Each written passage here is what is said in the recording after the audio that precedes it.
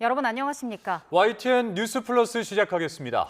내란에 가담한 혐의로 기소된 박성재 전 법무부 장관이 1심에서 특검 구형보다 무거운 징역 25년을 선고받고 법정 구속됐습니다. 재판부는 내란 혐의를 모두 유죄로 인정했는데 김건희 씨 수사 관련 청탁금지법 위반 혐의는 수사권 문제를 이유로 공소를 기각했습니다. 유서현 기자입니다. 박성재 전 법무부 장관에게 1심에서 구형량보다 5년 높은 징역 25년이 선고됐습니다. 박 전 장관이 비상계엄 선포 이후 합동수사본부 검사 파견 검토를 지시하고 교정시설의 수용 여력을 점검한 혐의가 모두 인정된다고 본 겁니다. 법무부 간부들에게 비상계엄을 정당화할 논리를 마련하라며 문건 작성을 지시한 부분 또한 유죄로 판단했습니다. 수사와 재판 과정에서 이어진 박 전 장관의 태도 또한 지적했습니다. CCTV 영상 등 객관적 증거가 있는데도 기억이 나지 않는다고 주장하고 진정한 반성도 하지 않고 있다며 강하게 질타했습니다.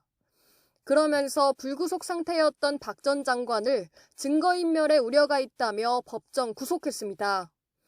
이렇게 내란 혐의에 대해서는 무거운 판단을 내렸지만 재판부는 김건희 씨 수사 관련 박 전 장관의 청탁금지법 위반 혐의에 대해선 내란 특검에 수사권이 없다고 보고 공소를 기각했습니다. 안가 회동 관련 국회 위증 혐의로 함께 기소된 이완규 전 법제처장에 대해서도 같은 이유로 공소 기각을 선고했습니다. YTN 유서연입니다. 1심 재판부는 박성재 전 법무부 장관이 비상계엄의 위법성을 알고도 침묵하며 동조해 내란죄가 성립한다고 판단했습니다. 박 전 장관을 끝으로 내란 혐의로 기소됐던 국무위원들의 1심 재판은 모두 마무리됐습니다. 이준엽 기자가 보도합니다. 재판부는 박성재 전 법무부 장관이 비상계엄 선포의 목적이 명태균 사건 무마와 군병력을 동원한 국회 무력화라는 점을 분명히 인식하고 있었다고 결론 내렸습니다. 선포 전 이미 대통령 집무실에서 관련 계획을 직접 전달받았다고 본 겁니다. 실무 책임자를 배제하는 등 스스로도 국가 비상사태가 아님을 알았고 법무실장의 위법성 경고는 묵살한 채 국무회의에선 침묵으로 동조했다는 게 재판부의 판단입니다. 비상계엄 선포 당시 그 실체적, 절차적 요건이 갖춰지지 않았음을 인식하고 있었다고 인정할 수 있는 여러 정황들이 있습니다. 피고인 박성재는 윤석열 이 사건 비상계엄 선포에 동의 내지 적어도 침묵한 국무위원에 해당합니다.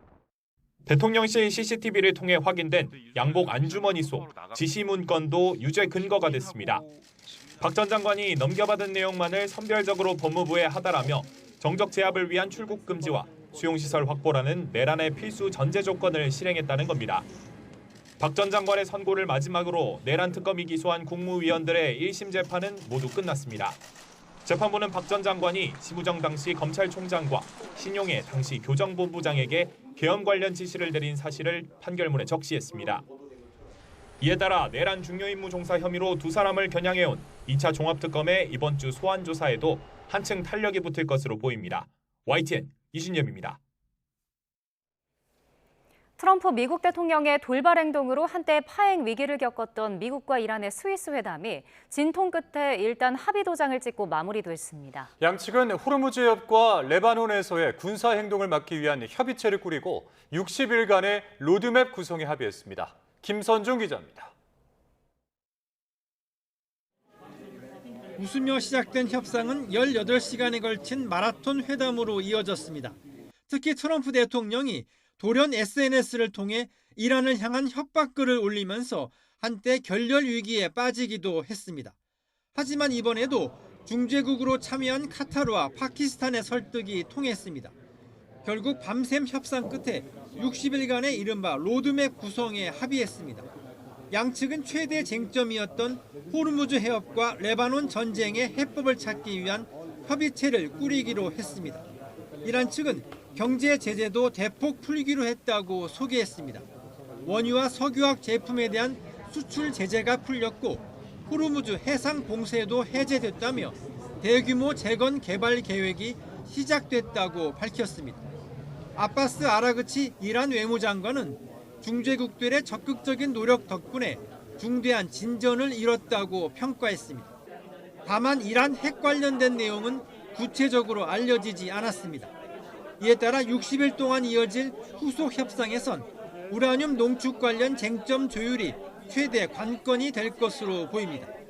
물론 여전히 반발하고 있는 이스라엘이 어떻게 나올지가 이번 로드맵 출발의 첫 시험대가 될 수밖에 없습니다.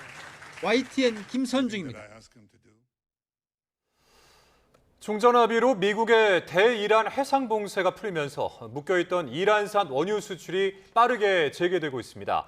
하미드 보르도 이란 국영석유공사 최고 경영자는 현지 방송에 출연해 최근 며칠 새 가상의 봉쇄선을 통과해 선적된 원유가 2,500만 배럴을 넘었다고 밝혔습니다. 이는 이란의 한 달치 원유 수출량의 절반에 육박하는 막대한 규모입니다. 이란 전쟁으로 호르무즈 해협에 갇혀있던 우리 선박 2척이 해협을 무사히 빠져나왔습니다. 남은 선박 22척도 양국의 협상 상황을 지켜보며 통항을 기다리고 있습니다. 손효정 기자입니다. 지난 2월 말 미국과 이란의 전쟁이 터지면서 호르무즈 해협에 갇힌 우리 선박은 모두 26척. 이란 측과의 협의를 거쳐 H&M 소속 유조선과 SK해운의 액화 천연가스 운반선이 먼저 빠져나왔지만 24척은 여전히 해협에 남아 있었습니다. 이런 가운데 우리 선사가 운용하는 선박 2척이 추가로 해협을 통과했습니다. 미국과 이란이 종전 양해각서를 체결한 뒤 한국 선박이 해협을 빠져나온 건 이번이 처음입니다. 이란이 60일 동안 통항료 없이 선박들이 호르무즈 해협을 통항할 수 있도록 조치한다는 양해각서 조항에 따른 겁니다. 정부는 선박과 선원의 안전 등을 고려해 구체적인 정보는 공개하지 않았지만 두 선박에는 외국인 선원만 탑승했고 목적지도 한국이 아닌 것으로 확인됐습니다. 이에 따라 해협에 남아있는 우리 선박은 22척으로 줄었습니다. 우리 선사들은 이란 측에 희망 통항 날짜를 신청한 뒤 회신을 기다리고 있습니다. 남은 선박도 차례로 빠져나올 것으로 보이지만 정세가 시시각각 변하는 데다 대기 선박도 수백 척에 달해 구체적인 통항 시점은 여전히 불투명합니다.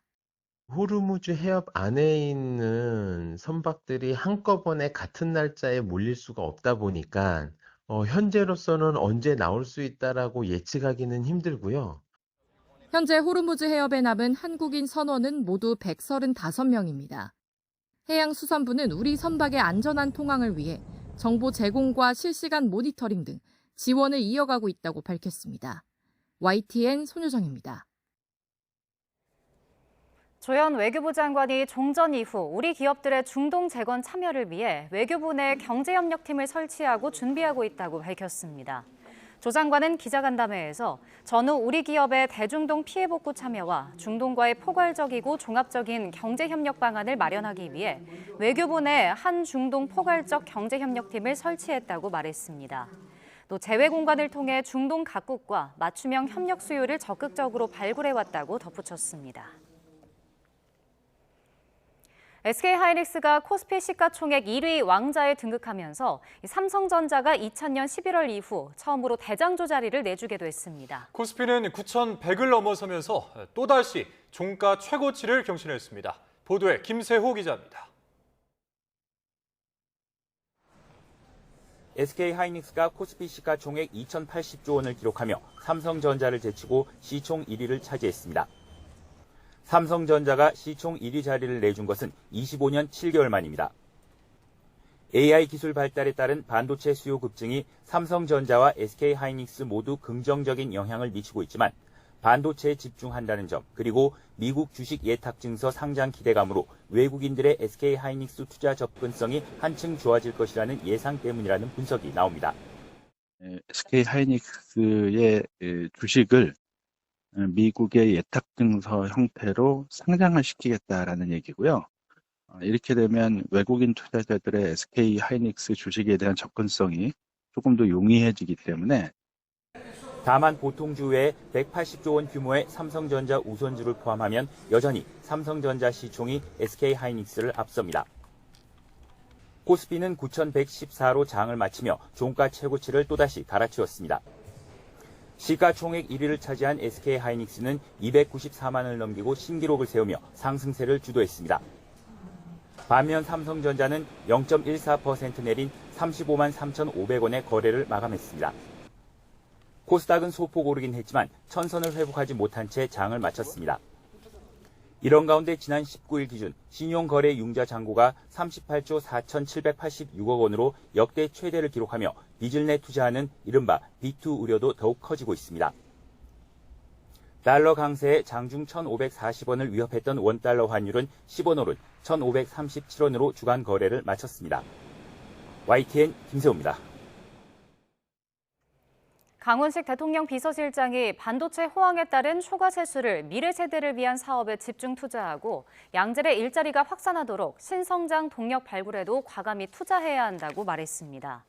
강 실장은 오늘 수석보좌관 회의에서 현 세대와 미래 세대가 국가 운영 부담을 공평히 분담하게 하고 미래 세대 투자 재원을 확보할 수 있도록 합리적 대안을 찾아 나가자며 이같이 언급했다고 청와대가 전했습니다. 경찰이 3주 차에 접어든 잠실 개표소 봉쇄 상황을 해결하려면 사회적 합의가 필요하다고 말했습니다. 진입로를 확보하려 시위 참가자들을 강제로 끌어내기는 어렵다는 뜻을 밝힌 건데 다만 불법 행위에 대해서는 엄정 대응하겠다고 강조했습니다. 자세한 내용 사회부 취재기자 연결해서 알아보겠습니다. 자, 배민혁 기자, 개표소 상황과 관련해서 경찰이 사회적 해결을 언급했다고요? 네, 그렇습니다. 유재성 경찰청장 직무대행은 오늘 정례 기자간담회에서 잠실 개표소 봉쇄에 대해 사회적 해결책이 마련될 때까지 질서 유지에 최선을 다하겠다고 밝혔습니다. 유 대행은 지금의 상황을 경찰만이 해결할 수 있는 건 아니라면서 사회적 합의가 필요하다는 점을 거듭 강조했습니다. 경기장 안에 있는 투표함 때문에 시민이 모이는 거고 투표함에 대한 사회적 합의가 이루어져야 사안이 해결될 것으로 생각한다고도 말했습니다. 불법 행위를 방관하는 것 아니냐는 지적에는 현장의 참정권 침해에 대해서만 주장하는 경우나 체육단체 출입까지 저지해야 한다는 경우 등 여러 의견이 있고 국민 안전이나 사고 위험 등에 대해서도 신중하게 판단해야 한다고 말했습니다. 또 투표용지 부족 사태 관련 국정조사와 합동수사본부 수사 상황 등도 종합적으로 고려해야 한다고 강조했습니다. 유 대행은 그러면서 참정권 침해에 대한 시민들의 정당한 의사표현은 최대한 존중하겠지만 폭행, 협박, 모욕을 포함해 타인의 권리를 침해하는 불법 행위에 대해서는 엄정 대응하겠다는 입장을 재확인했습니다. 특히 흉기 사용과 집단 폭행 등 중대한 불법 행위는 현장 지휘관 판단하에 필요시 현행범으로 체포하는 등 빠르고 단호하게 조치할 계획입니다. 앞서 지난 16일 체육단체 진입과 관련해 경찰과 정치권까지 나서 시민들과 협의를 이어갔지만 일부 시위 참가자들의 반대로 결국 무산됐습니다. 네, 경찰 수사는 어떻게 진행되고 있습니까? 네, 경찰은 현재 유소년 핸드볼 선수 불법 수색과 업무방해 행위 등 개표소 봉쇄 상황과 관련해 모두 36건의 수사를 진행하고 있습니다. 폭행 관련이 23건, 명예훼손과 모욕이 6건, 강요 및 업무방해가 5건, 공무집행 방해가 2건인 것으로 확인됐습니다. 경찰은 특히 지난 16일 체육단체 관계자 출입을 막은 남성 5명과 여성 4명, 모두 9명을 확인했다며 이 가운데 남녀 각각 1명의 신원을 특정해 출석을 요구했다고 밝혔습니다. 특정된 인원에 지난 16일 경기장 출입문 앞을 홀로 막았던 여성은 포함되지 않은 것으로 파악됐습니다. 이런 가운데 봉쇄로 인한 체육계 피해는 계속 불어나고 있는 것으로 보입니다. 9개 종목단체 누적 피해액이 41억 원을 넘긴 것으로 파악된 가운데 대한체육회 측은 일단 체육단체들이 사비로 해외 대회 숙식비와 국가대표 유니폼 구비 등 당면한 문제를 처리하고 있다고 설명했습니다. 지금까지 사회부에서 YTN 배민혁입니다. 노태학 전 중앙선거관리위원장이 한 달에 딱 하루 출근하고도 400만 원이 넘는 수당을 받았던 것으로 드러났습니다.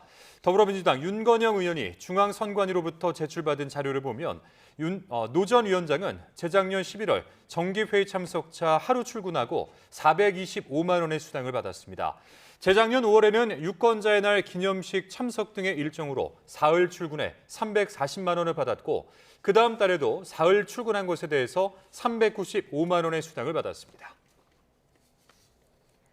더불어민주당 정청래 대표가 선관위 사태를 해결하기 위한 국회 국정조사 특위가 이제 막 활동을 시작했지만 국민께서 요구하면 2차 국정조사와 특검, 원포인트 개헌도 못할 게 없다고 강조했습니다.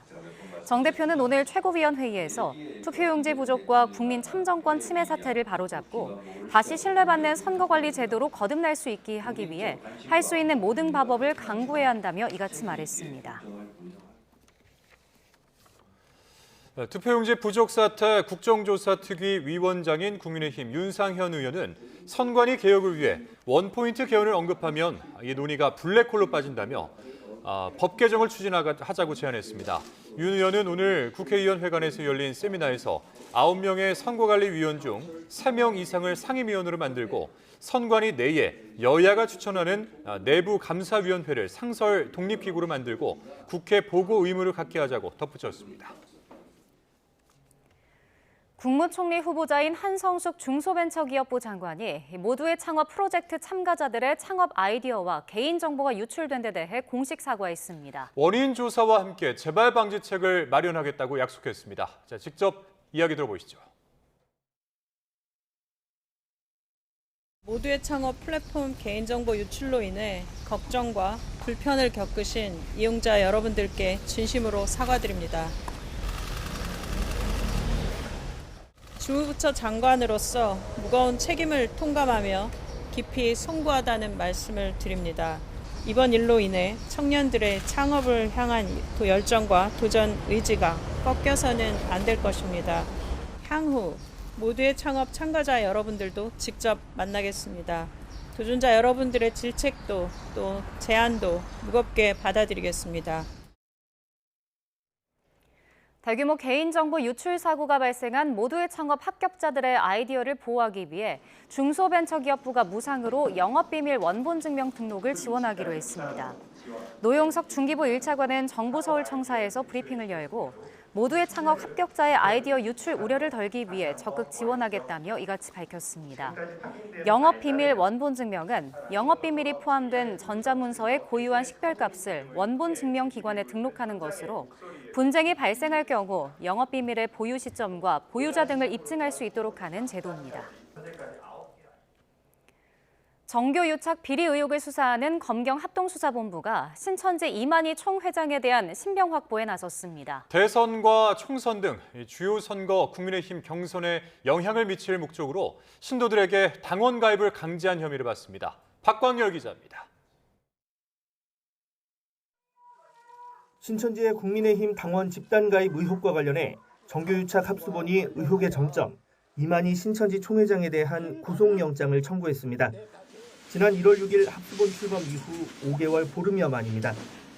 20대 대선과 22대 총선 등 주요 선거를 앞두고 윤석열 전 대통령 등을 지원하려 신도들의 국민의힘 입당을 강요했다는 게 의혹의 핵심입니다. 지파마다 필라테스 프로젝트 등의 이름으로 독려한 결과 5만 명 넘는 신도가 국민의힘 당원으로 가입했다는 게 합수본의 판단입니다. 정당법은 본인의 자유의사에 반하는 정당 가입을 금지하고 이를 어기면 2년 이하 징역 또는 200만 원 이하 벌금형을 규정했습니다. 합수본은 당원 가입 강요와 당비 대납 등 전반에 이 총회장 영향력이 있었다고 보고 있습니다. 당원 가입 행위로 국민의힘 선거 업무에 지장이 초래됐다고 보고 업무 방해 혐의도 함께 적용했습니다. 그간 신천지 본부와 국민의힘 당사 압수수색 등 수사를 이어온 합수본은 지난 4일 이 총회장을 피의자 신분으로 불러 7시간가량의 첫 조사를 진행했습니다. 교인들 국민의힘에 강제로 가입시키셨습니까? 국민의힘에 혐한 청탁한 적 있으십니까? 이후 신천지 2인자로 꼽히는 고동환 전 총무 등 이 총회장 핵심 측근 3명의 신병도 확보했습니다. 이 총회장 구속 여부는 이르면 이번 주 결정될 전망인데 95세라는 고령이 변수로 작용할 수 있다는 분석도 있습니다.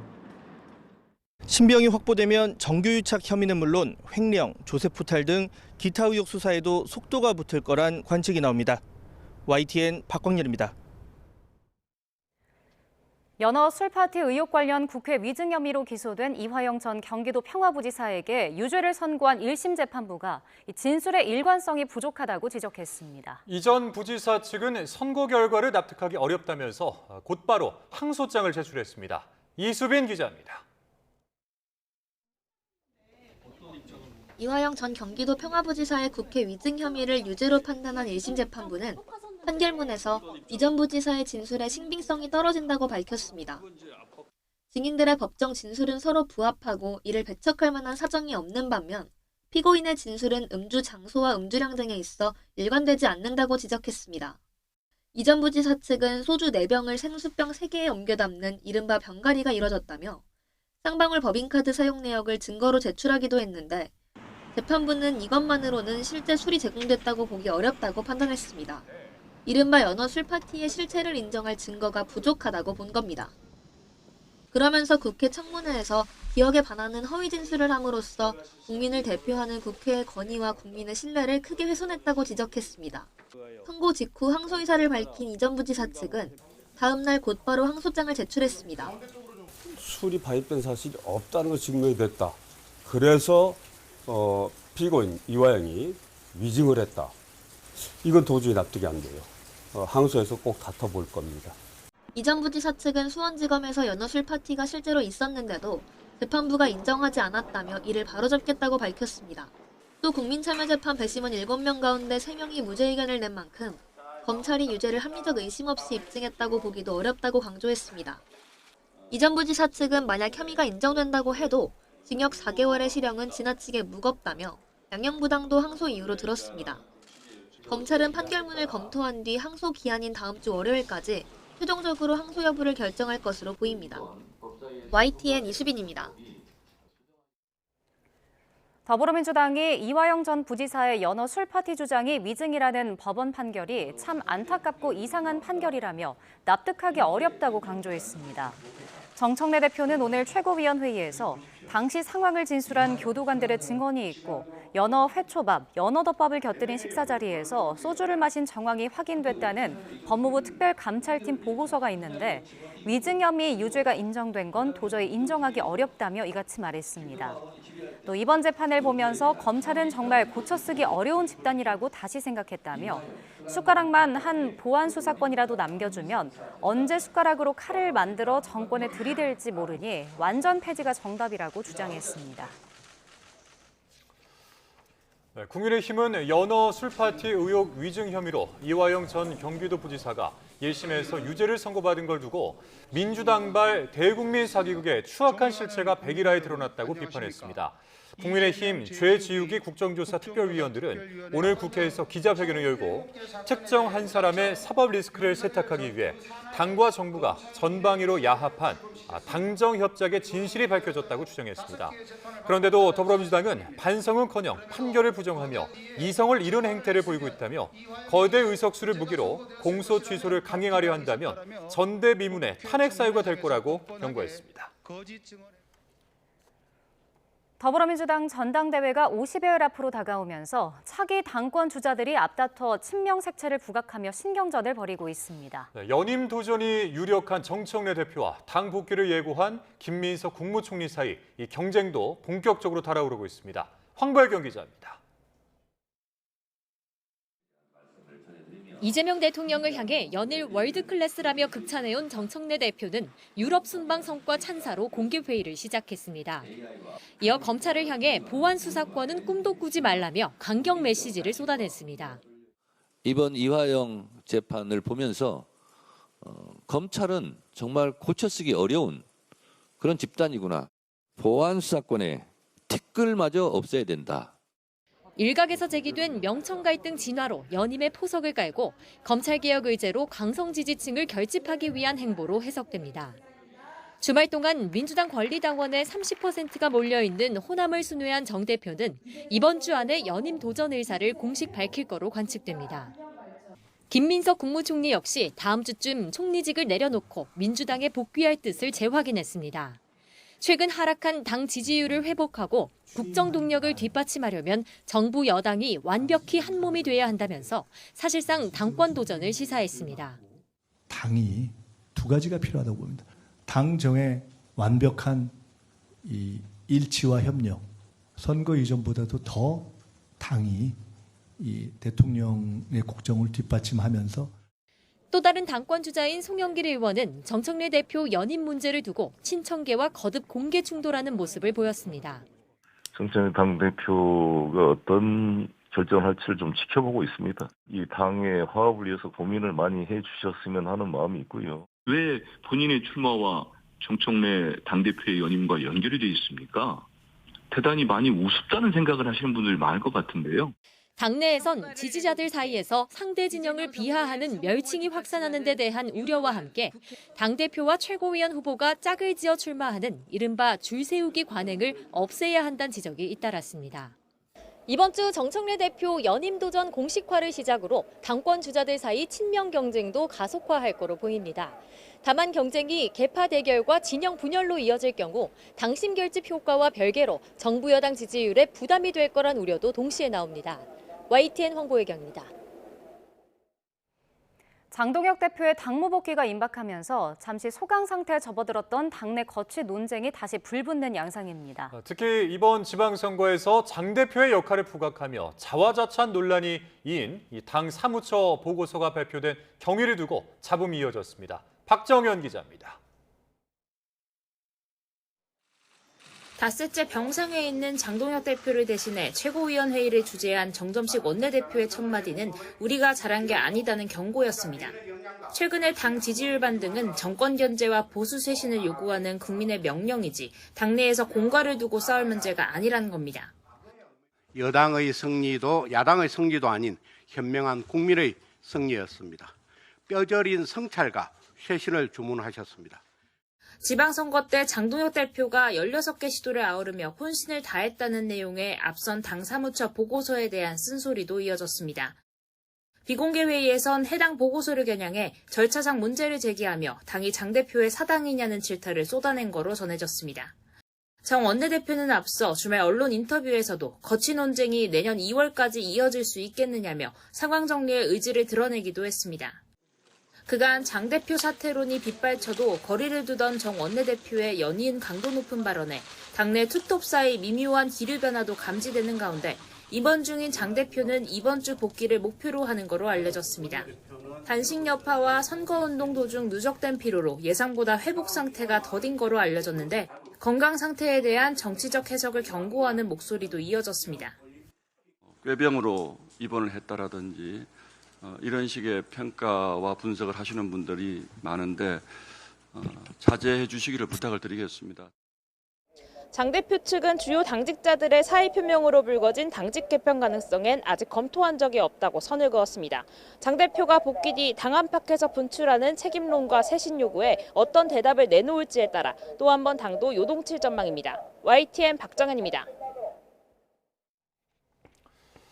이재명 대통령의 국정 운영에 대한 부정평가가 취임 이후 처음으로 긍정평가보다 오차범위 안에서 높다는 여론조사 결과가 나왔습니다. 자, 그래픽 함께 보시죠. 리얼미터가 에너지경제신문 의뢰로 지난 15일부터 19일까지 전국 성인 남녀 2,517명을 대상으로 조사한 결과 이 대통령의 국정수행 긍정평가는 지난주 대비 4.8%포인트 하락한 46.7%였습니다. 리얼미터 조사에서 이 대통령 지지율이 40%대를 기록한 건 취임 이후 이번이 처음인데요. 반면 부정평가는 전주 대비 5.5%포인트 상승한 49.7%로 오차범위 안에서 긍정평가를 웃돌았습니다. 권역별로는 대구, 경북의 지지율 감소폭이 9.9%포인트로 가장 컸고 이어서 인천, 경기 7.6%포인트, 서울 7.4%포인트 순으로 나타났습니다. 연령대별로는 50대에서 9.1%포인트 하락해 낙폭이 가장 컸고 20대는 6.2%포인트, 40대는 5.5%포인트 각각 떨어졌습니다. 자세한 내용은 중앙선거 여론조사 심의위원회나 리얼미터 홈페이지에서 확인할 수 있습니다.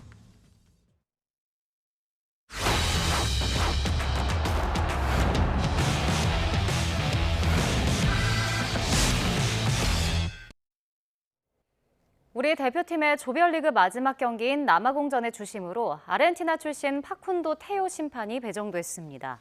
테오 심판은 4년 전 카타르 월드컵에서 우리가 16강 진출을 확정한 포르투갈전 주심을 맡았던 남다른 인연이 있습니다. 당시 경기에서 이강인과 황희찬이 경고를 받았는데 테오 심판은 카타르 월드컵 직전 아르헨티나 컵 대회 결승전에서 무려 10명의 선수에게 퇴장을 준 일로 화제가 되기도 했습니다. 아프리카 카보베르데가 우승 후보 스페인에 이어 남미 강호 우루과이와도 비기면서 2경기 연속 이변을 연출했습니다. 사우디와 마지막 경기에 따라 조별리그 통과도 바라볼 수 있게 됐습니다. 김동민 기자입니다. 월드컵에 처음 나온 카보베르데가 또 하나의 이변을 만들었습니다. 스페인과 첫 경기에서 득점 없이 비긴 카보베르데는 우루과이를 상대로 전반 21분 기습적인 장거리 프리킥으로 선제골을 넣었습니다. 카보베르데의 월드컵 사상 첫 골입니다. 우루과이는 아라우오가 한 골, 한 개의 도움을 기록하며 전반전에 2대1로 경기를 뒤집었습니다. 그러나 카보베르데는 날카로운 역습을 앞세워 전혀 밀리지 않는 경기를 펼쳤고 후반 16분 우루과이의 패스 미스를 놓치지 않고 바렐라가 동점골을 넣었습니다. 두 경기 연속 승점을 따낸 카보베르데는 사우디와의 마지막 경기에서 승점을 따내면 조별리그 통과도 바라볼 수 있게 됐습니다. 극적으로 비자가 발급되며 미국에 도착한 보지냐 골키퍼의 어머니는 마이애미 경기장에서 아들 유니폼을 입고 카보베르데를 응원했습니다. 스페인은 사우디를 상대로 4골을 몰아넣으며 대회 첫 승리를 거뒀습니다. 스페인의 신성 라민 야말이 월드컵 데뷔골을 넣었고 오야르사발이 2골, 1개의 도움을 기록했습니다. 스페인은 슈팅수 22대 3, 유효 슈팅은 8대 1로 사우디를 압도했습니다. 이란은 한 명이 퇴장당한 벨기에와 득점 없이 비겼습니다. 이란 골키퍼 베이란 반드는 7개의 세이브를 기록하며 팀 패배를 막았고 이란과 벨기에는 나란히 2무승부를 기록했습니다. YTN 김동문입니다. 광주에서 여고생을 성폭행하려다가 살해한 혐의를 받는 23살 장윤기의 첫 재판이 열렸습니다. 피해 여고생 17살 이채원 양이 숨진 지 49일째 되는 날이기도 한데 유가족과 시민단체는 엄벌을 촉구했습니다. 오선열 기자입니다. 광주 도심에서 일면식도 없는 16살 여고생을 흉기로 무참하게 살해한 23살 장윤기. 장윤기는 강간 등 살인과 성폭행, 불법 촬영 등 모두 7개 혐의로 구속 기소됐습니다. 지금 심정이 어떠십니까? 죄송합니다. 이채원 양이 떠난 지 49일째 되는 날 장윤기의 첫 재판이 열렸습니다. 장윤기는 지난달 3일 직장 동료 A씨 자택에 침입해 13시간 동안 감금하고 성범죄를 저질렀습니다. 이후 장 씨는 A씨를 살해할 목적으로 흉기를 구매하고 도주 자금 100만 원도 챙긴 뒤 16차례에 걸쳐 주거지 주변을 배회했습니다. A씨를 찾지 못한 장 씨는 지난달 5일 이채원 양을 목격하고 1.2km를 미행한 뒤 성폭행 목적으로 살해하고 도우러 온 남학생에게도 흉기를 휘두른 혐의도 받습니다. 범행 이후엔 무인 세탁소에서 옷을 세탁하고 미용실까지 들렀던 것으로 드러났습니다. 법정 최고형을 선고하라. 유가족과 시민단체는 법원 앞에 모여 잔혹한 범죄를 저지른 장윤기에 대해 엄중한 처벌을 촉구했습니다. 수사를 통해 밝혀진 사실에 따라 가해자의 범죄에 대해 모든 책임을 엄중히 물어주시고 채원이의 죽음이 또 하나의 사건으로 잊혀지지 않기를 바랍니다. 장윤기는 재판에서 공소사실 대부분을 인정하면서도 성폭행 목적에 대해선 입장을 보류했습니다. 피해자 법률 대리인은 장윤기가 교도소에서 자격증 취득에 도전하겠다는 의견서를 제출하는 등 자신의 미래를 계획하고 있다고 질타했습니다.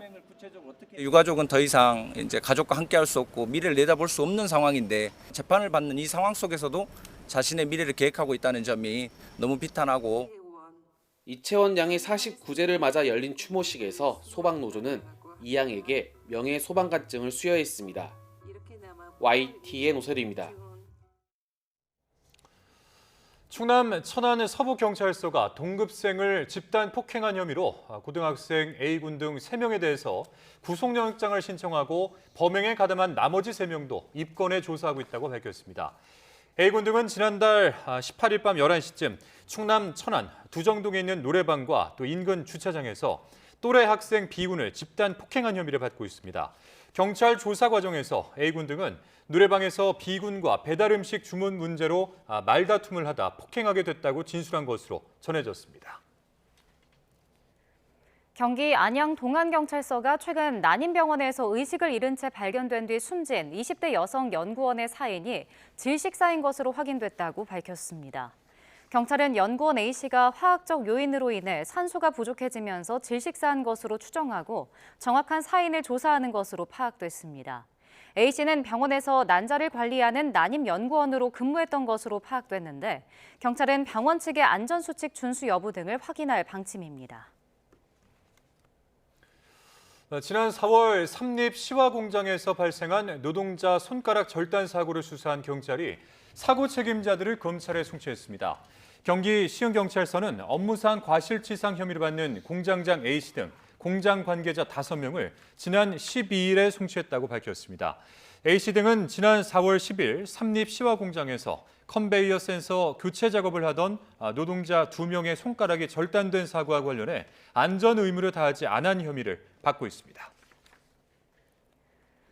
달걀 10개 가격이 5,000원이 넘는 가운데 수입산 달걀이 순식간에 완판됐습니다. 닭고기와 고등어, 파 가격도 뛰고 있는데 고유가의 고환율, 고온까지 물가를 올릴 것으로 보입니다. 보도에 이승은 기자입니다. 30개들이 한 판에 5,000원대라는 미국산 달걀. 찾아볼 수가 없습니다. 지난 주말 대형마트에 풀리자마자 동났습니다. 한 판에 6,000원대인 국산 할인 물량도 금방 매진입니다. 이번 달 들어 21일까지 달걀 전국 평균 소매가는 특란 10개 기준 5,222원으로 1년 전보다 39% 올랐습니다. 특란 10개 월 평균 소비자 가격이 5,000원을 넘은 건 처음입니다. 정부 할인 지원 제품이 속한 30개들이 평균 가격은 7,465원으로 6.5% 올랐습니다. 서민이 제일 편하게 먹은 게 계란인데 부침개 할 때 3개 넣을 걸 2개 넣고 또 두부로 대체를 저는 많이 합니다. 조류 인플루엔자 영향과 일찍 찾아온 무더위에 수요가 몰리면서 닭고기 가격도 껑충 뛰었습니다. 이번 달 6개 전국 평균 소비자 가격은 1kg에 6,650원으로 1년 전에 비해 19% 올랐습니다. 이대로 가면 복날 삼계탕 값도 더 오르게 생겼습니다. 작년에 비하면 가격이 많이 오른 것 같아요. 작년에는 한 14,000원, 5,000원 선에서 지금 보통 19,000원에서 2만 원 선, 또 2만 2,000원까지 있고. 고등어 등 수산물은 정부 할인 지원이 없으면 손이 가지 않을 정도입니다. 대파가 18% 오르는 등 고유가 충격 속에서도 상대적으로 안정적이었던 농산물 가격이 심상치 않습니다. 6월부터 기온이 30도를 넘나들고 있는 가운데 올여름 날씨는 더 덥고 비도 잦을 것으로 예보됐습니다. 정부는 일단 3분기 전기요금 동결에 이어 수입 부분에 대한 조치와 비축 물량 방출, 할인 지원 정책 등을 쓰고 있습니다. 하지만 고유가가 석유 제품을 넘어서 상품값 등 생활비 전반에 영향을 미치는 후유증이 남은 데다 고환율도 계속돼 물가 관리에 비상이 걸렸습니다. YTN 이승은입니다. SK에너지가 업계 처음으로 4호정산 제도를 폐지하고 주유소 공급 가격을 일주일 단위로 사전 고지하기로 했습니다. SK에너지는 석유 최고 가격제가 끝난 뒤 주유소와 대리점 등에 공급하는 석유 제품 가격을 미리 확정해 고지하는 새로운 가격 정책을 시행하겠다고 밝혔습니다. 기존엔 공급 이후 일정 기간이 지난 뒤 시장 가격을 반영해 공급 가격을 확정하는 4호정산 방식이 활용돼 왔습니다. 전 세계 공급량의 20%를 차지하는 카타르의 LNG 생산 거점에서 큰 폭발이 일어나 많은 인명피해가 났습니다. 미국과 이란의 종전합의에 따라 재가동을 준비하다가 사고가 난 것으로 보이는데 전 세계 에너지 공급망에 다시 충격을 주지 않을까 우려가 커지고 있습니다. 보도에 유투건 기자입니다.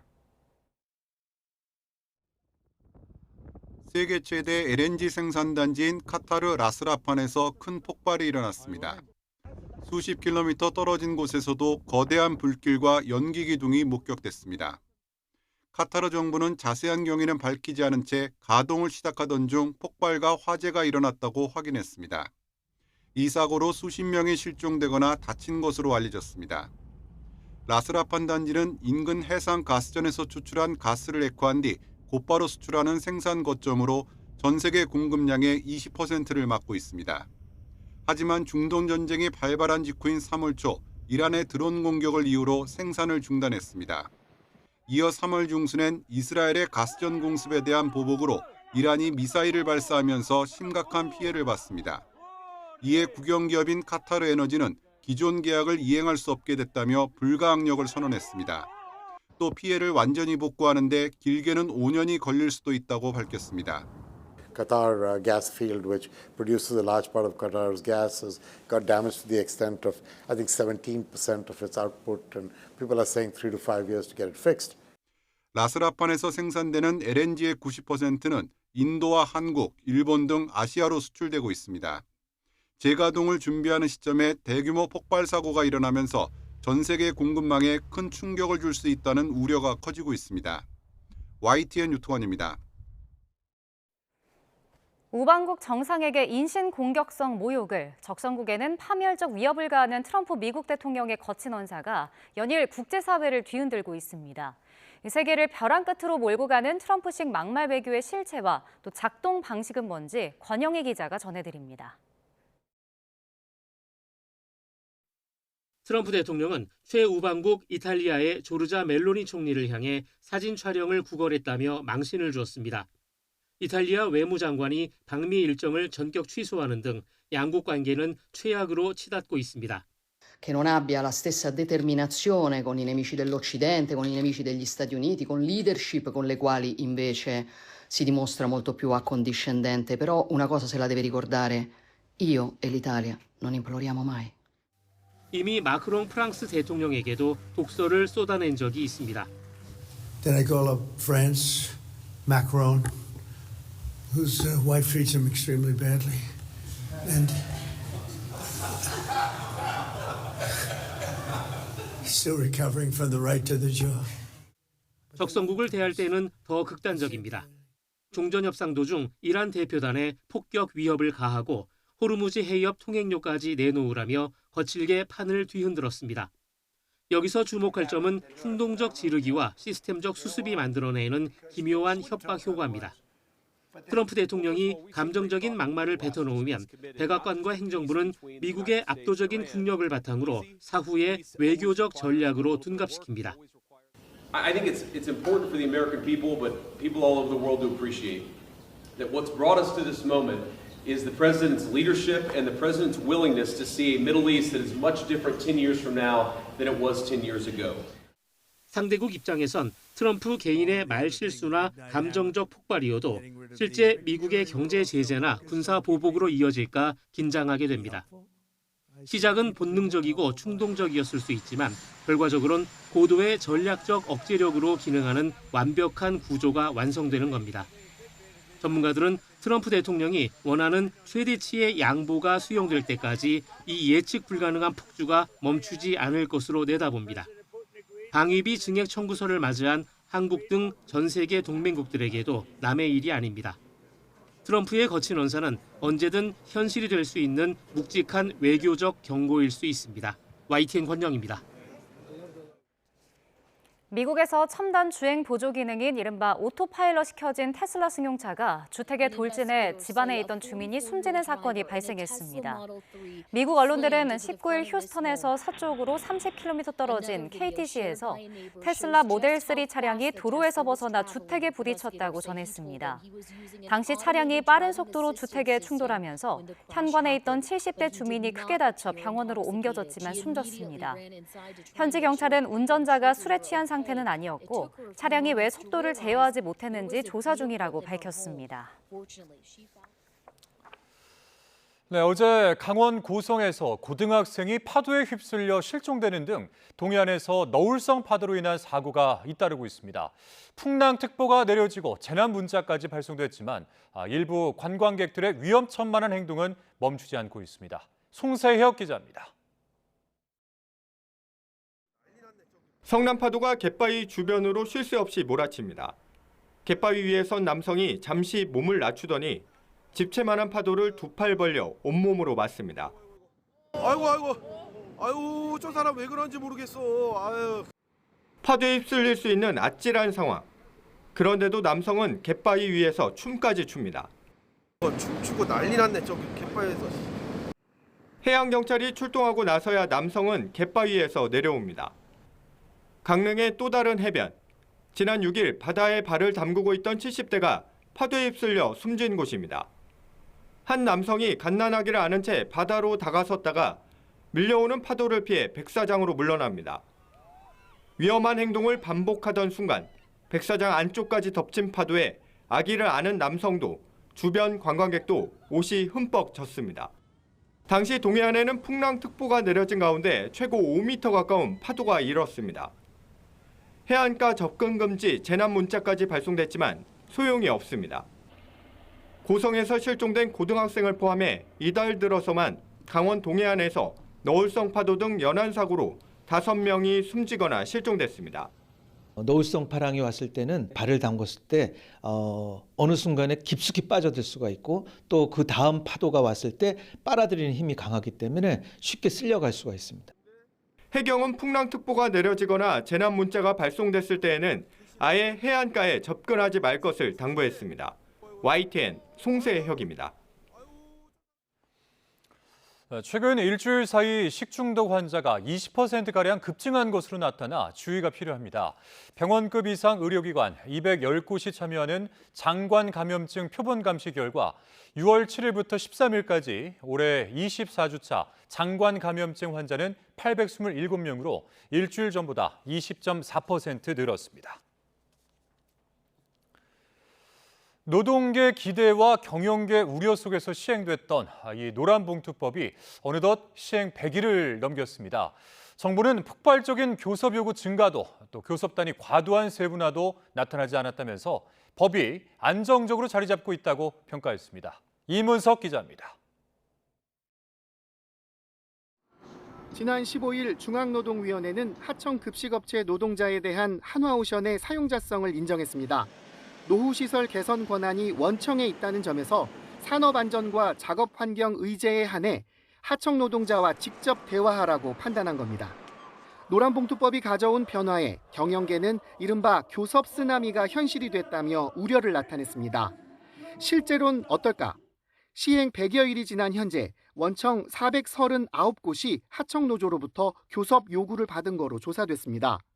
다만 시행 첫 달 363곳이 교섭 요구를 접수한 뒤 4월 42곳, 5월 23군데로 추가 제기는 눈에 띄게 줄었습니다. 하청업체가 많은 기업의 경우 노란봉투법 때문에 1년 내내 교섭만 할 거라는 우려는 현실화됐을까? 지금까지 노동위원회가 교섭 단위 분리를 결정한 곳은 신청이 들어온 29개 원청 중 12곳.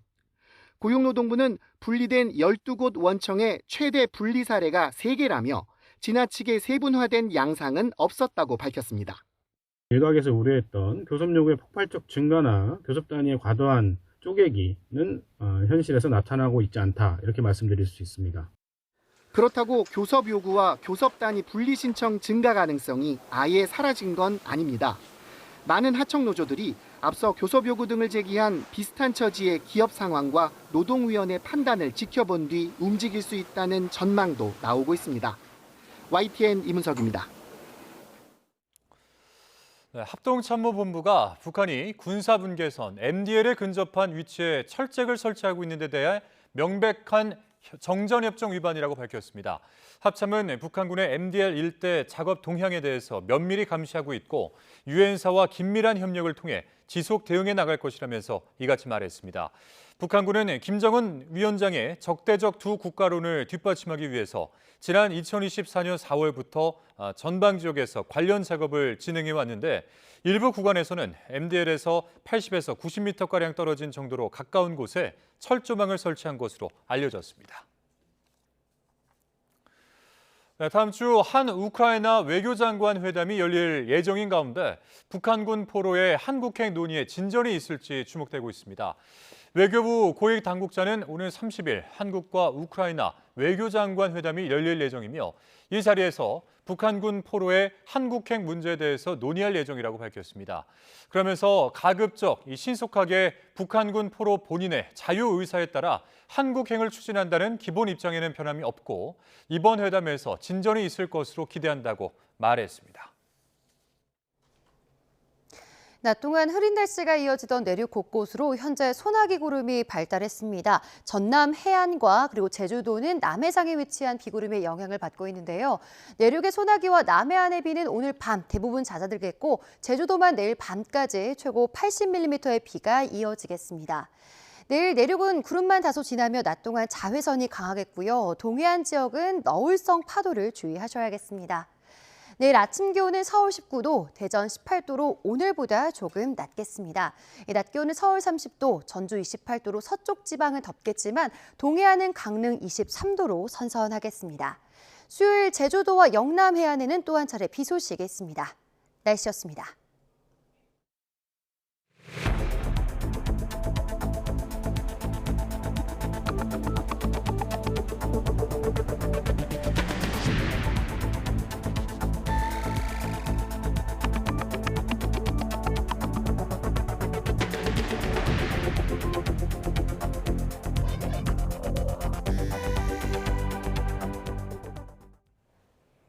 SK하이닉스가 코스피 시가총액 1위 왕좌에 등극하면서 삼성전자가 2000년 11월 이후 처음으로 대장주 자리를 내주게도 했습니다. 코스피는 9,100을 넘어서며 또다시 종가 최고치를 경신했습니다.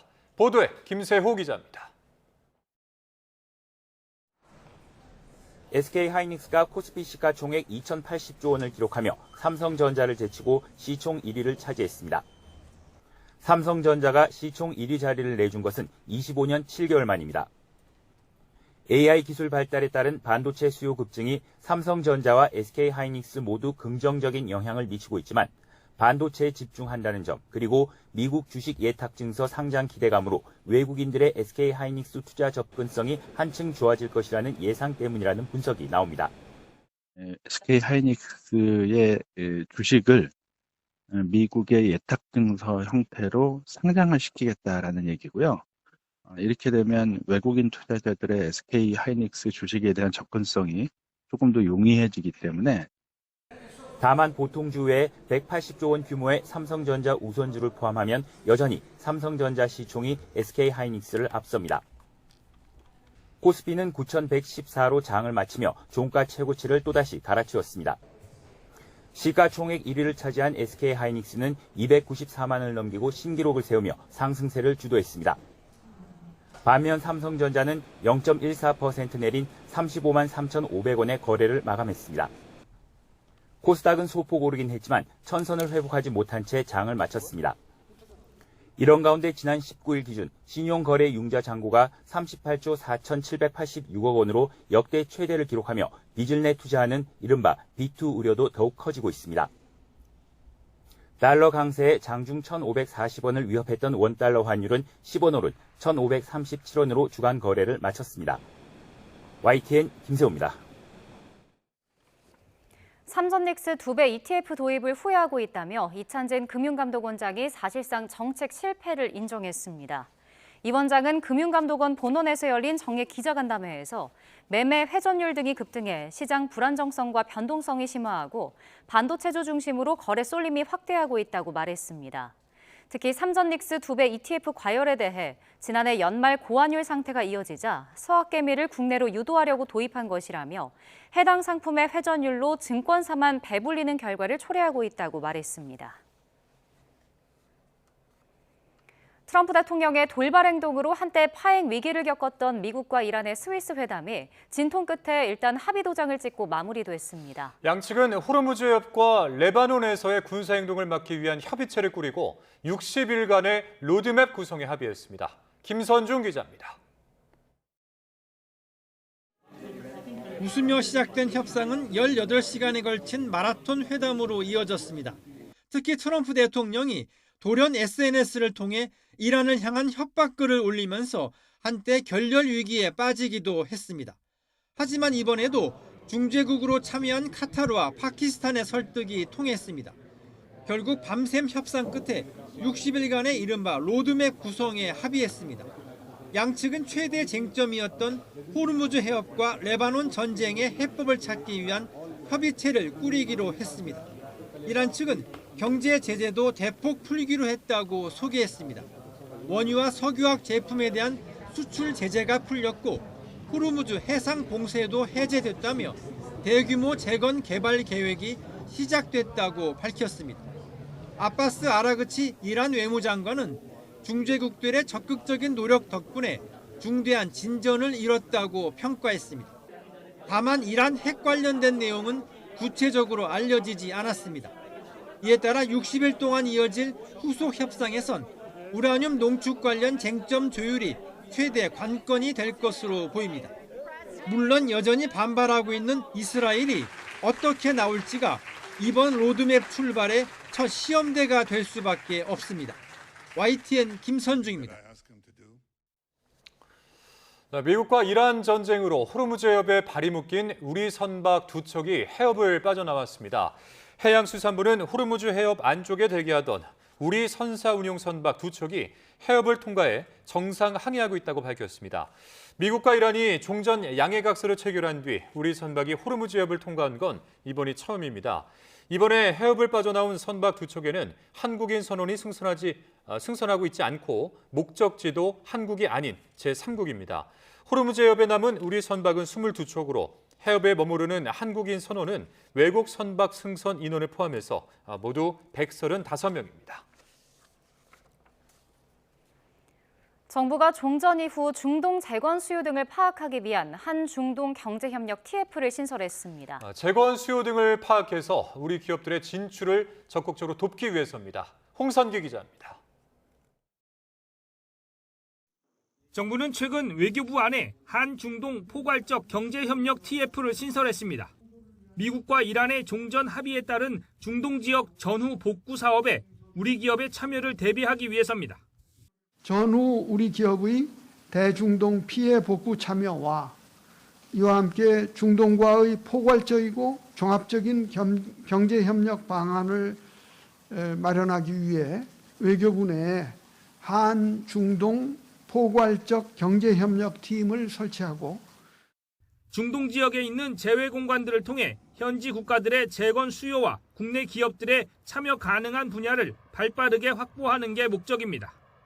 전쟁 당사국인 이란뿐 아니라 이번 전쟁으로 직간접 피해를 입은 중동 국가 전반을 대상으로 합니다. 다만 이란 재건 기금과 관련해서는 아직 미국이나 이란 측으로부터 구체적으로 우리 기업들의 참여 요청을 받은 사실은 없다고 밝혔습니다. 정부는 호르무즈 해협 안쪽에 남아있는 우리 선박의 탈출에도 총력을 기울이고 있습니다. 이란이 남호 공격에 대한 우리 정부의 사과 요구를 뭉개고 있지만 우선은 우리 선박과 선원의 안전한 이동에 집중한다는 게 정부 방침인 것으로 전해졌습니다. 호르무즈 해협 통항 여건과 우리 선박 또 선원의 안전을 지속적으로 점검해 나가면서 우리를 포함한 모든 선박의 자유롭고 안전한 항행이 조속히 이루어지도록 외교부 고위 당국자는 호르무즈 해협 통행료 문제와 관련해서는 지금까지 그랬던 것처럼 어떠한 통행료도 허용돼서는 안 된다는 게 정부 입장이라고 다시 한번 강조했습니다. YTN 홍성기입니다. 내란을 가담한 혐의로 기소된 박성재 전 법무부 장관이 1심에서 특검 구형보다 무거운 징역 25년을 선고받고 법정 구속됐습니다. 재판부는 내란 혐의를 모두 유죄로 인정했는데 김건희 씨 수사 관련 청탁금지법 위반 혐의는 수사권 문제를 이유로 공소를 기각했습니다. 유서현 기자입니다. 박성재 전 법무부 장관에게 1심에서 구형량보다 5년 높은 징역 25년이 선고됐습니다. 박 전 장관이 비상계엄 선포 이후 합동수사본부 검사 파견 검토를 지시하고 교정시설의 수용 여력을 점검한 혐의가 모두 인정된다고 본 겁니다. 법무부 간부들에게 비상계엄을 정당화할 논리를 마련하라며 문건 작성을 지시한 부분 또한 유죄로 판단했습니다. 수사와 재판 과정에서 이어진 박 전 장관의 태도 또한 지적했습니다. CCTV 영상 등 객관적 증거가 있는데도 기억이 나지 않는다고 주장하고 진정한 반성도 하지 않고 있다며 강하게 질타했습니다. 그러면서 불구속 상태였던 박 전 장관을 증거인멸의 우려가 있다며 법정 구속했습니다.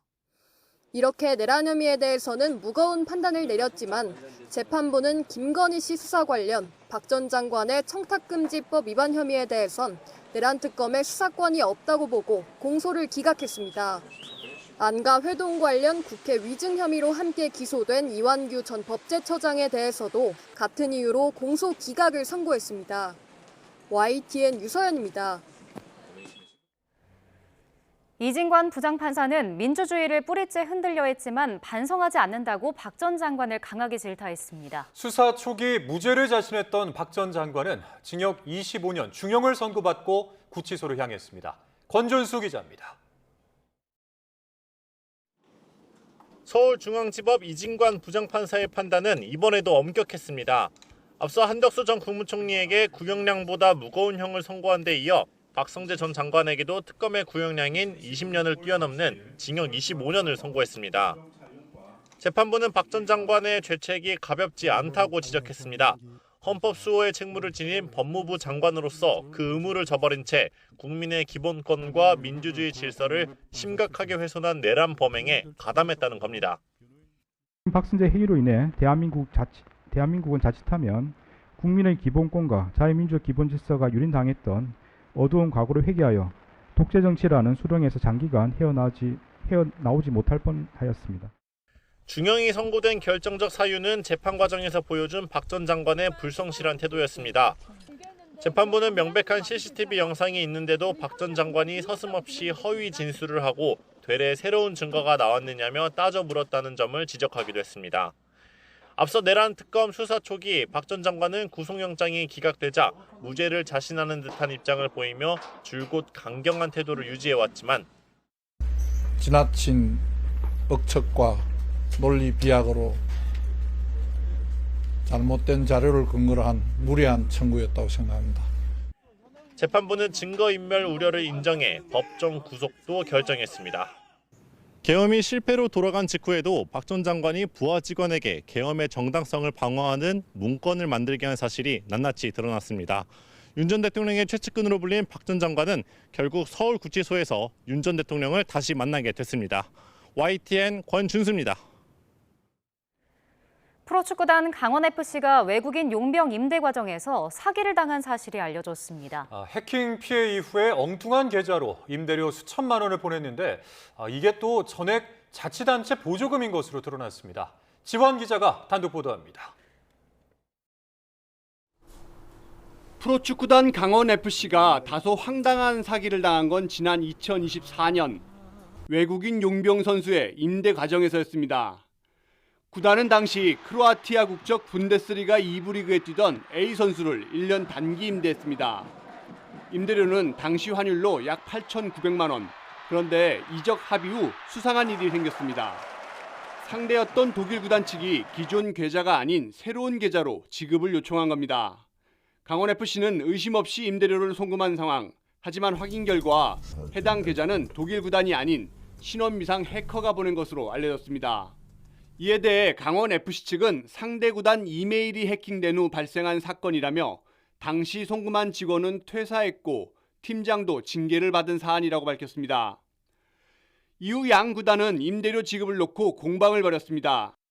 돈을 받지 못한 독일 구단 측은 국제축구연맹 FIFA에 소를 제기했습니다. 지난해 9월 FIFA가 내린 최종 결론은 강원FC 패소. 임대료를 내지 않을 경우 FIFA 징계 가능성까지 더해지자 강원FC는 이자까지 더해 1억 원이 넘는 돈을 독일 구단에 송금했습니다. 강원FC 자체 예산으로 처리했고 이사회 정산을 마친 뒤 사태를 마무리했습니다. 하지만 이게 끝이 아닙니다. 이유는 강원FC가 바로 도민 구단이기 때문인데요. 처음 해커에 잘못 보낸 8,900만 원 전액은 사실 강원도가 예산을 세워 지급한 전액 보조금이었습니다. 2024년 당시 강원도가 강원FC에 지급한 보조금은 연 120억 원. 선수단이나 코치진 급여 또는 외국인 선수 이적료 등에만 사용하도록 지정돼 있습니다. 결국 해커에게 송금한 돈은 규정에 어긋난 상황, 관련법에서도 목적과 다른 보조금 사용은 환수 대상입니다. 강원도 역시 사태 파악과 함께 관련 절차를 따져보고 있습니다. 어처구니 없는 구단 행정으로 국제 사기를 당한 프로축구단 강원FC. 사기당한 이적료 전액이 강원도 예산인 것으로 드러나며 파문이 확산하고 있습니다. YTN 지환입니다. 인천 계양구 일대에서 10년 동안 고의로 교통사고를 내고 보험금을 가로챈 남성 2명이 경찰에 붙잡혔습니다. 경기 남양주시에서는 터널에서 화물차 추돌 사고가 나며 2명이 다쳤습니다. 사건 사고 소식 배민혁 기자입니다. 좁은 골목길에서 차량이 지나가고 곧이어 검은 옷을 입은 남성이 손목을 부여잡습니다. 오토바이가 뒤를 바짝부터 쫓아오더니 차량이 후진하자 어색하게 부딪히고는 넘어지기도 합니다. 30대 남성 A씨 등 2명이 보험금을 노리고 고의로 교통사고를 낸 겁니다. A씨 등은 지난 2016년부터 10년 가까이 인천 계양구 일대에서 후진하는 차량 뒤에 바짝부터 사고를 유발하는 등의 방식으로 고의 사고를 냈습니다. 일당이 이 같은 방식으로 77차례에 걸쳐 가로챈 보험금은 1억 5천여만 원에 달하는 것으로 조사됐습니다. 경기 남양주시에 있는 운수터널에서는 14톤 화물차가 고장으로 멈춰있던 화물차를 들이받았습니다. 이 사고로 2명이 다쳐 병원으로 옮겨졌는데 생명에는 지장이 없는 것으로 전해졌습니다. 사고 여파로 한때 터널 통행이 전면 통제되며 극심한 정체가 빚어지기도 했습니다. 경기 여주시에서는 돼지 5천여 마리를 키우던 축사에서 불이 나 4시간여 만에 꺼졌습니다.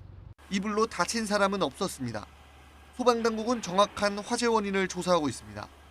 YTN 배민혁입니다. 어제 전남 곡성 물놀이 시설에서 초등학생 2명이 숨진 사고와 관련해 합동 감식이 이뤄졌습니다. 전남 곡성경찰서는 국립과학수사연구원, 한국전기안전공사와 함께 사망 사고가 난 물놀이 시설에서 감식을 진행했습니다. 합동 감식 과정에서 경찰은 물놀이 시설에 설치된 이 수중 조명 설비에서 누전 정황을 파악한 것으로 알려졌습니다. 조국혁신당 김준영 원내대표가 국회를 찾은 홍익표 청와대 정무수석을 만나 한찬식 청와대 민정수석 임명에 대한 우려를 전달했습니다. 김 원내대표는 한 수석이 서울 동부지검장 재직 당시 환경부 블랙리스트 사건을 총괄한 점 등을 거론하며 우려를 전한 것으로 알려졌습니다.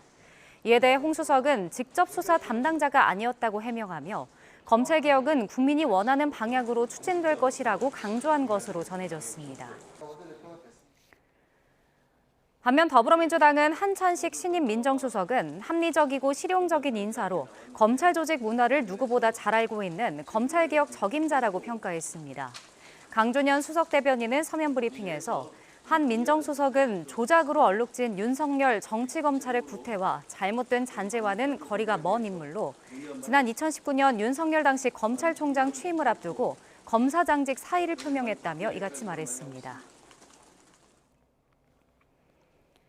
이재명 대통령의 국정 수행에 대한 부정평가가 긍정평가보다 높다는 여론조사 결과가 나왔습니다. 오차범위 내이긴 한데 취임 이후 처음으로 나타난 이른바 데드크로스를 청와대는 엄중하고 겸허하게 받아들이겠다며 몸을 낮췄습니다. 보도에 강진원 기자입니다. 리얼미터가 에너지경제신문 의뢰로 지난 15일부터 19일까지 전국 성인 남녀 2,517명을 대상으로 이재명 대통령의 국정 지지율을 조사했습니다. 국정 수행을 긍정평가한 비율은 5월 둘째 주 이후 5주 연속 하락해 46.7%로 나타났습니다. 반면 부정평가한 응답자는 같은 기간 계속 늘어 49.7%를 기록했습니다. 오차 범위 아니긴 하지만 리얼미터 조사에서 부정평가가 긍정평가를 앞선 건 이 대통령 취임 이후 이번이 처음입니다. 연령대별로는 50대의 지지율이 전주 대비 9.1%포인트 떨어져 낙폭이 가장 컸고 20대와 40대의 하락률도 각각 6.2%포인트와 5.5%포인트에 달했습니다. 지역별로는 대구 경북의 긍정평가 감소 비율이 한 주 전 대비 9.9%포인트로 제일 높았고 인천, 경기는 7.6%포인트, 서울은 7.4%포인트로 뒤를 이었습니다. 리얼미터는 선거관리 부실 사태로 촉발된 책임론 확산과 여당 내 당권 갈등이 대통령 국정 지지율에 부정적 요인으로 작용한 것으로 분석했습니다. 청와대는 최근 지지율 하락세를 엄중하고 겸허히 받아들여 국민이 무엇을 걱정하고 또 바라는지 더 세심하게 살피겠다고 고개를 숙였습니다. 앞서 이 대통령도 선거 이후 여러 차례 민심의 변화를 인식하고 있다는 뜻을 밝히기도 했습니다. 선거일을 기점으로 지지율이 폭락을 하고 있죠. 엄중하게 받아들여야죠. 그 원인을 제거하기 위해서도 애써야 되겠죠. 이 대통령은 특히 정치의 목적은 5천만 국민의 삶을 책임지는 거라고 거듭 강조했는데 여당 내 당권 다툼 상황 등을 의식한 거란 해석이 나옵니다. 지지율 하락세가 자칫 국정동력 저하로 이어지지 않도록 청와대 내부에선 2기 내각 개편 등 추가 분위기 쇄신 방안을 고심하는 기류도 감지됩니다. YTN 강준원입니다.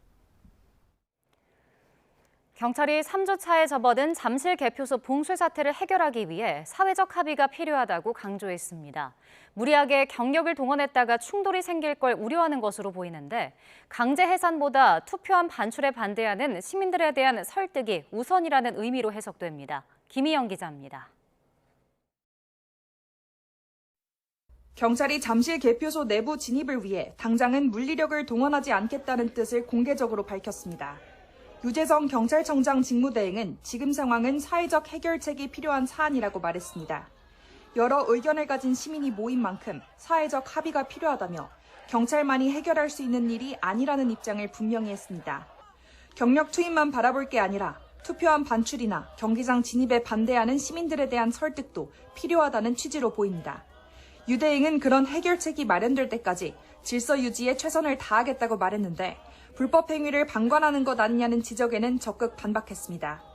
유 대행은 현장의 참정권 침해만 비판하는 시민과 체육단체 출입까지 막아야 한다고 주장하는 시민이 뒤섞여 있는 만큼 국민 안전이나 사고 위험 등에 대해서도 신중하게 판단해야 한다고 말했습니다. 또 국회 국정조사나 합동수사본부 수사 진행에 따른 상황 변화를 고려해야 한다고도 했습니다. 경찰은 동시에 불법 행위에는 엄정 대응한다는 방침을 거듭 확인했는데 유소년 핸드볼 선수단 불법 수색과 체육단체 진입 저지 등 36건을 수사하고 있다고 밝혔습니다.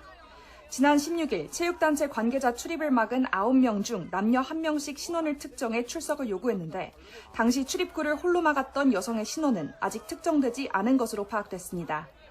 경찰은 앞으로 대한체육회 측이 출입 지원을 요청하면 적극 지원하겠다며 대화경찰과 형사 등을 다수 배치해 설득과 경고에 나서고 출입 차단 시 엄정 수사하겠다고 밝혔습니다.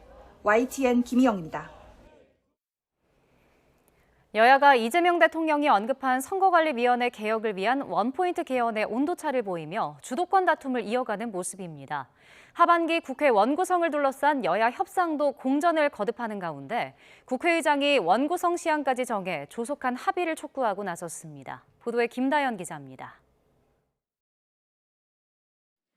민주당 한병도 원내대표는 선거관리 시스템의 총체적 부실이 참정권 침해 참사로 이어졌다며 개헌 카드를 다시 꺼내들었습니다.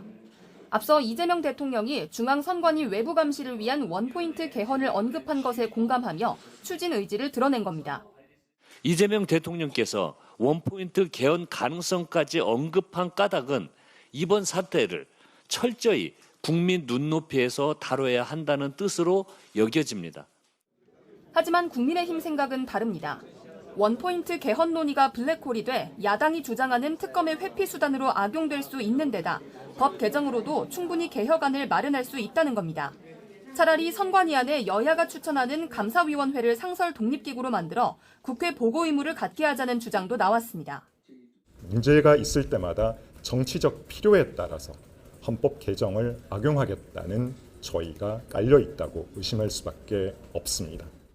국회 국정조사특위가 본격 활동에 나선 가운데 여야가 선관위 개혁의 다른 방법론을 제시하며 일종의 수싸움을 하는 것으로 풀이됩니다. 하반기 국회 원구성 협상도 한치의 양보 없는 대치를 이어가고 있습니다. 여야 원내대표가 수차례 만났지만 서로 법사위원장 자리를 결코 양보할 수 없다는 뚜렷한 입장차만 거듭 확인했을 뿐입니다. 특히 민주당은 상임위를 의석수대로 11대 7로 나누거나 민주당 단독으로 결정하는 가능성까지 열어두고 있습니다.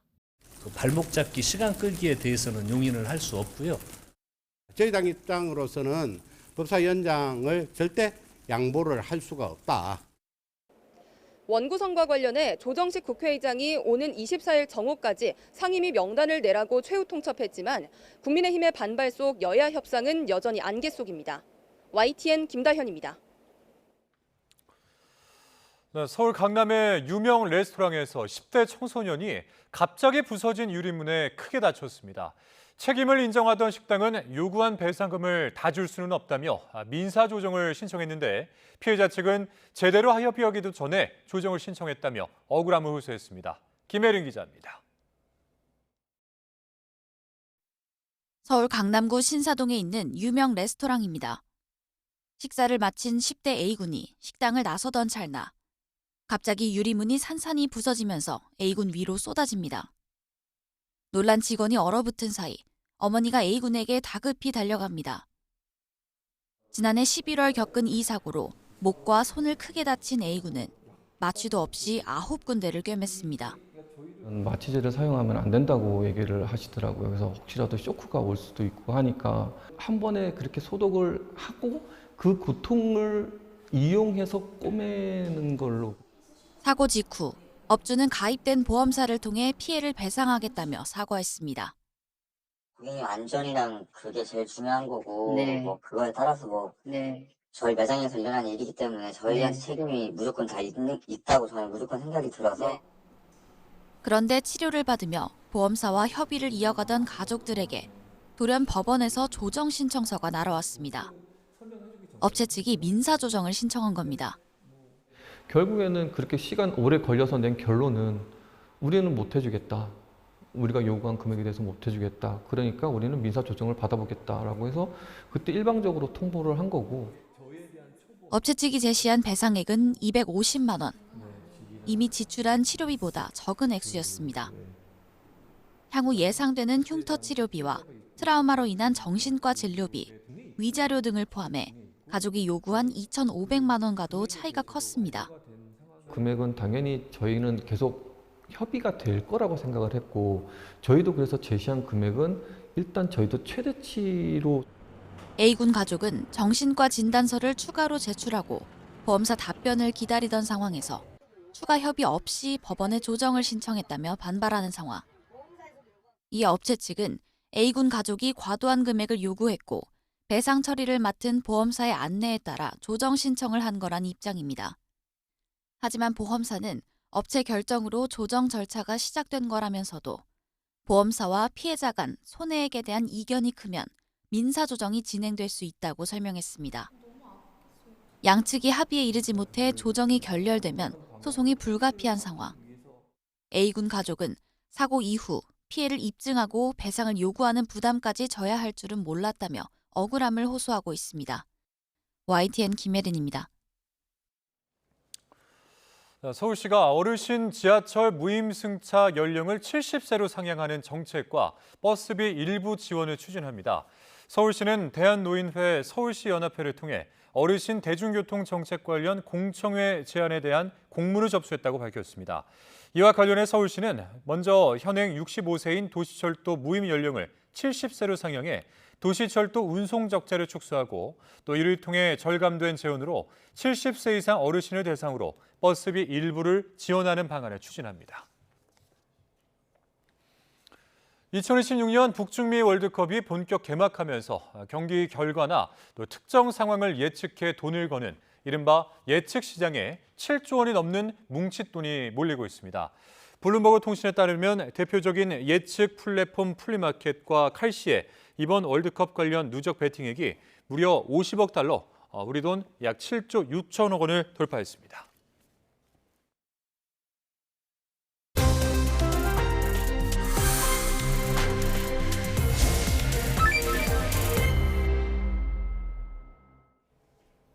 한때 파행 위기를 겪었던 미국과 이란의 종전회담이 마라톤 협상 끝에 종료도 했습니다. 네, 어떤 진전이 있었는지 조한범 통일연구원 석좌 연구위원과 함께 살펴보겠습니다. 어서 오십시오. 네, 안녕하세요.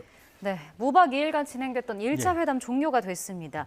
처음에 이제 트럼프 대통령이 이란에 대한 위협 발언을 하면서 이란 대표단 측에서 이제 협상장을 좀 나갔다가 중재국의 중재로 다시 좀 들어왔었는데 뭐 과정만 보면 좀 순탄치는 않았다 이런 생각도 들거든요. 어떻게 보셨습니까? 그냥 일종의 상황극이라고 봐야죠. 왜냐하면 지금 상황에서 이란 14개 MOU 그대로만 된다고 그러면 이란은 뭐 사실 속으로 쾌재를 불러야 됩니다. 물론 네. 많은 타격이 있지만 그리고 트럼프 대통령은 이미 본인이 MOU에 사인까지 했고 폐지시킨도 했거든요. 대통령도. 그리고 갈리바프 그리고 벤스라고 하는 최고위층들이 협상장에 갔는데 그 얘기는 전쟁 끝내겠다는 얘기거든요. 지금 다시 트럼프 대통령이 전쟁으로 돌아가기는 어려워요. 그렇게 본다 그러면 지금 트럼프 대통령의 협박성 발언도 그냥 한 게 아니고 네. 지금 헤즈볼라, 레바논 쪽의 헤즈볼라 문제가 계속 되니 지금까지 이스라엘만 압박을 했거든요. 근데 또 이스라엘을 지지하는 미국 내 유대계, 그다음에 보수파 여론도 있거든요. 그러니까 헤즈볼라도 한번 압박을 한 거죠. 왜 이란이 관리를 못하느냐? 안 그러면 내가 손을 쓰겠다. 그다음에 페제시키안 대통령이 농축 권한을 얘기했거든요. 농축 권한은 지금 안은 안 나오지만 2015년은 3.67%를 허용했는데 이번엔 아마 0%일 거예요. 그러니까 연구 중단은 아니죠. 일단 기간이 있겠지만. 근데 그것까지 이란에게 농축 권한까지 줘버리면 트럼프 대통령 아무것도 얻은 게 없거든요. 그러니까 거기에 대한 반응이었지 먼저 도발한 건 아니다. 그렇게 보면 향후에도 이럴 거다. 향후에도 계속 찌그럭버그럭 하면서 가겠지만 네. 그러나 엄밀히 보면 4월 7일 이후로는 전면적인 교전은 없는 겁니다. 지금 계속 하향세입니다. 큰 흐름으로. 그러니까 매일매일 주고받는 몇 마디 말로 지금 여론이 바뀌거나 주식시장이 흔들릴 필요는 없다. 큰 흐름으로 보면 전면적인 교전 상황은 지나갔다 이제.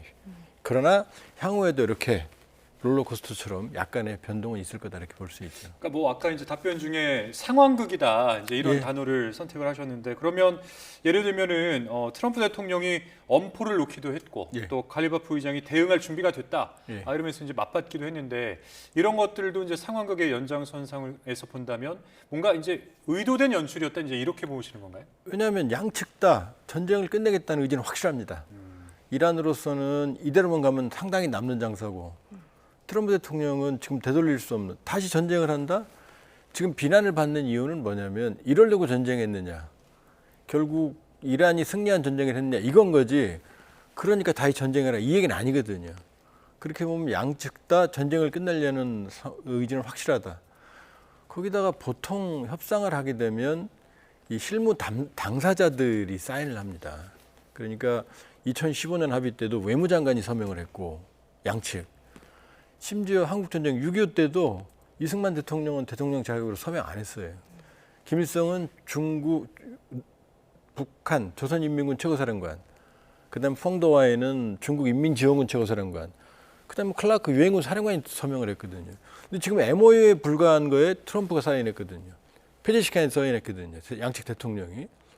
그럼 이거 의지가 있다는 얘기죠.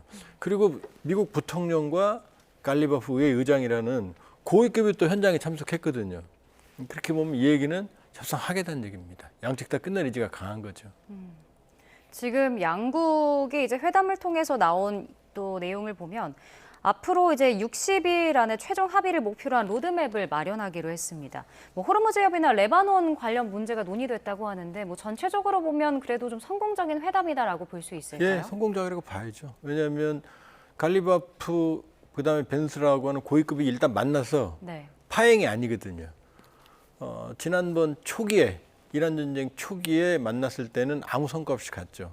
그러나 지금 성과가 도출됐거든요. 그러니까 페제시키안과 트럼프 대통령이 최고위층이 일단 MOU에 사인했고 그다음에 그 첫 실무회담이거든요. 첫 실무회담에서 지금 뜨거운 감자인 호르무즈 해협, 그다음에 레바논 이거에서 된 관리 기구를 만들기로 했고 그다음에 이제 본질이 되는 이제 핵 문제가 진행이 될 거거든요. 네. 그렇게 보면 첫 협상치고는 잡음이 있었지만 성공적이다 이렇게 볼 수 있죠. 예, 그러니까 뭐 양국이 어쨌든 그 종전에 대한 의지는 확실하다. 이제 이게 전제가 되니까 뭐 이렇게 저렇게 뭔가 상황이 있긴 하겠지만은 결과적으로 이제 종전까지는 갈 것이다. 이제 그렇게 보시는 건데, 근데 일단은 이제 트럼프 대통령이 이란과의 종전 합의가 만약에 불발이 된다면 그때 이제 미국이 호르무즈 통행료를 거둘 수 있다. 이제 이런 이야기도 남겼단 말이죠. 근데 이것도 어떻게 보면은 의도된 그냥 연출의 어떤 메시지다 이렇게 이해를 하면 될까요? 그것도 트럼프 대통령 특유의 광인 전략이죠. 왜냐하면 호르무즈 해협 통행료를 미국이 왜 받습니까? 국제 해양법 협약상 호르무즈 해협은 자유 통행이 가능한 된 거고 이란이 받는 게 말이 안 된다고 그러면서 그럼 네가 못 받으면 네가 받겠다 그러면 내가 받을 거야 이 얘기거든요. 네가 해적질하는 거 안 되는데 내가 해적질할 거야 이거 똑같은 거거든요. 그러니까 사실은 트럼프 대통령 언급은 협상을 위한 압박석 발언으로 봐야 되는 거지. 미국이 호르무즈 해협의 통행료를 받을 권한도 그다음에 이유도 명분도 미국 내에서 먼저 반발할 거거든요. 그러니까 그것도 압박성 발언으로 봐야 된다 이렇게 볼 수 있죠. 네. 근데 일단은 뭐 양국이 호르무즈 해협 관련해서 뭐 별도로 직통 소통 채널도 만들기로 했고 또 우리 선박 2척을 포함해서 이제 주말 사이에 수십 척의 선박이 좀 통항이 완료됐다 이런 소식도 들려왔거든요. 이 부분만 보면 뭐 통항이 좀 정상화된다 이렇게 봐야 되는 겁니까? 정상화되는 과정으로 가는 겁니다. 그런데 이제 갑자기 정상화는 안 되는 게 이란이 깔아놓은 기뢰들이 있거든요. 그러니까 지금 안전이 확보된 수역으로만 선박이 나오는 거니까 평상시 수준으로는 완전히 회복은 안 되는 거죠. 네. 그러니까 완전히 전쟁 이전의 수준으로 돌아가려면 기뢰가 모두 제거돼야 되거든요. 기뢰가 제거돼도 안전을 담보할 수가 없으니까 상당 기간 동안은 선박 운행이 위축될 수밖에 없어요. 그러나 지금 이란이 지금 일각에서 60일 동안만 자유통행이고 그 다음에는 뭐 이란이 또 돈을 받을 수 있는 거 아니냐. 근데 그렇지 않습니다. 왜냐하면 14개 MOU 항에 네. 맨 마지막에 보면 14개 항에 보면 최종 합의문은 유엔 안보리의 승인을 받는다고 돼 있거든요. 그럼 유엔 안보리 이사국이 미국, 영국, 프랑스, 중국, 러시아인데 이 5개 국가가 60일 지난다고 그래서 이란에 호르무즈의 통제권을 주고 통행의 중수권을 인정한다. 그건 말이 안 되죠. 당장 미국이 호르무즈 해협을 통과해서 바레인의 오함대 기지를 왔다 갔다 해야 되는데 미군도 통행료 주고 그다음에 걸프만 안쪽에 있는 국가들이 모두 이란의 통제권에 들어가고 전 세계가 이란에게 통행료를 준다? 그걸 유엔 안보리가 승인할 리가 없죠. 그러니까 지금 이란이 가지고 있는 최대의 무기는 호르무즈 해협입니다. 네. 그러니까 그걸 잡고 있는 한 전 세계가 고통스럽고 미국도 고통스러우니까 끝까지 그걸 안 놓으려고 하겠지만 이란이 원하는 호르무즈 해협 통행료 징수권은 그건 절대 불가하다. 이렇게 볼 수 있죠. 네, 이제 어쨌든 종전으로 향하고 있다라는 이제 전체적인 큰 틀에서 그렇다면은 과연 지금까지 가장 문제가 됐었던 우라늄 문제, 예. 호르무즈 해협 문제 이 두 가지가 이제 어떻게 봉합이 될 것이냐, 어떻게 논의가 될 것이냐 이 부분인데 사실 이란 핵 관련 내용은 구체적으로 지금까지 알려지지는 않았습니다. 근데 미국이 이제 이란이 이 핵 관련 협의에 대해서는 앞으로 이제 어떤 스텝을 밟게 될 것인지 이 부분 어떻게 보세요? MOU항 14개 중에 이란 핵은 2개밖에 없습니다. 나머지는 다 이란에게 유리해요. 그리고 8조 9조가 이란 핵인데 8조에 뭐라고 되어 있냐면은 양측이 상호 합의하에 이란의 농축우라늄을 처리한다. 그다음에 최소한 IAEA 국제원자력기구 감시하에 희석한다 이렇게 돼 있거든요. 그다음에 9조는 지금 현 상황에서 이란이 핵 프로그램을 동결한다 이렇게 돼 있거든요. 그럼 이건 이란이 원했던 겁니다. 그러니까 2015년 핵합의 그렇게 트럼프 대통령이 비난했던 그 당시에도 이란 안에 있었던 20% 농축을 이란에서 희석을 했고 그리고 한 98%의 농축우라늄을 러시아로 이전했거든요. 그러니까 미국으로 이전한 게 아니거든요. 그러니까 미국이 원했던 건 미국으로 그 농축우라늄을 가져오는 거였거든요. 근데 이 부분에서 미국이 양보했거든요. 그러니까 지금 MOU에 들어있는 안은 2015년 제20표의 핵합의에 비해서 이란이 불리하지가 않아요. 다만 아마 지금 트럼프 대통령이 화를 내고 페제시키안의 농축 권한에 대해서 반발했던 이유는 3.67% 2015년 그걸 트럼프 대통령은 아마 분명히 나는 0%로 중단을 시켜서 이란이 핵 농축 권한은 가지고 있지만 하지 않는 거죠. 0%로. 아마 요게 10년이냐 20년 요거 갖고 좀 싸울 거거든요. 그러니까 그런 쪽으로 흘러갈 거다. 그러면 트럼프 대통령이 0% 농축까지 포기할 수는 없을 거예요. 그러면 정말로 트럼프 대통령은 완전히 패자가 되는 거거든요. 그러니까 지금 관건은 이란의 안이 이란 요구했던 게 거의 다 수용이 됐다. 다만 트럼프 대통령은 3.67%를 허용했던 2015년에 비해서 나는 0%로 해결했다. 요 얘기를 아마 강조할 거거든요. 관건은 여기가 될 거예요. 0%로 과연 이란이 몇 년을 양보하느냐. 이게 아마 핵심이 될 거다. 그러면 지금 MOU에 나타난 핵 문제만은 이미 이란에게 유리하게 돌아가고 있다 이렇게 볼 수 있어요. 네. 그리고 이제 이번 전쟁으로 인한 재건 사업이라든지 기금에 대해서도 좀 관심을 갖고 있습니다. 우리 정부가 일단 중동 지역 재건 사업에 참여할 준비를 하는 것 같은데 태스크포스 팀을 만들었다고 예. 하더라고요. 근데 이게 이제 이란뿐 아니라 피해 중동 국가들도 지원을 할 거라고 하는데 이게 우리에게는 좀 기회가 될지 아니면 리스크가 될지 궁금한데 어떻게 보십니까? 양날의 칼입니다. 그러니까 3천억 불은 원래 2015년에 없던 돈이에요. 그러니까 이란으로서는 쾌재를 부르는 거죠. 그동안 보상을 요구했는데 미국이 돈을 안 내더라도 재건 기금을 만들어서 이게 무상으로 주는 건 아닙니다. 이란 인프라나 이란 재건에 투자하는 일종의 융자 같은 거죠. 장기 저리에. 그러면 이제 트럼프 대통령은 우리는 돈 안 낸다. 네. 그 사고는 자기들이 치고 그러면 나머지 동맹들이 내라. 이런 그림이거든요. 그럼 사실은 아주 심하게 속된 말로 우리가 삥 뜯기는 거거든요.